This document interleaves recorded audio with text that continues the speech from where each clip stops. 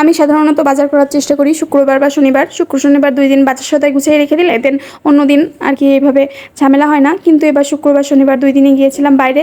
তো আর কি সেজন্য কোনো বাজারঘাট কিছুই করা হয় নাই।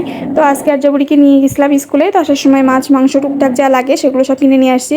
তো দেন সেগুলো নিয়ে এসে সেগুলো বাজার থেকে যেহেতু কেটে নিয়ে আসছি, বেশি একটা ঝামেলা ছিল না। তারপরেও সেগুলো ক্লিন করে ধুয়ে প্যাকেট করে রাখা সব কিছু করতে করতে অনেক দেরি হয়ে গেছিলো।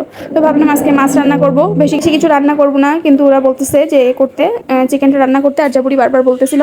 তো আর কি সেজন্য চিকেনটা শেষে অল্প একটু রান্না করছি। আজকে আমি খাবো না, আমার নিরামিষ ছিল আজকে। তো তাদের বাবা মেয়ে দুজনের জন্য আর অল্প করে একটু সময় চিকেন রান্না করছি।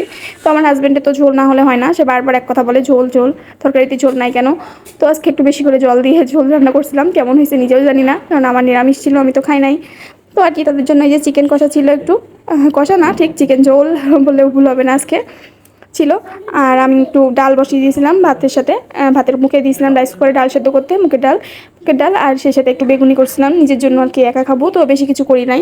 তো তারাও আর কি এটুকুতে হয়ে গেছিলো আর কি। অনেকজন থাকলে তখন দেখা যায় যে অনেক কিছু নিরামিষ করতে ভালো লাগে, একা একা আর কি ভালো লাগে না। আর এই যে এদিকে আমি মুখের ডাল রান্না করছিলাম একটু, আর এই বেগুনগুলো কেটে রেখে দিছি পাতলা পাতলা করে, আর এই যে ব্যাটারগুলোও রেখে দিছি। আমার বাবা আসলে দেন একসাথে সবগুলো বেগুনি ভাজবো, তখনই আমরা তো সবাই একসাথে খেতে বসবো।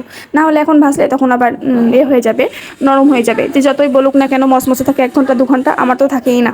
10-15 মিনিট 15-20 মিনিট হয়তো থাকে, এর বেশি আর থাকে না। তো কেমন হলো জানাবেন, ভালো থাকবেন সবাই, টাটা।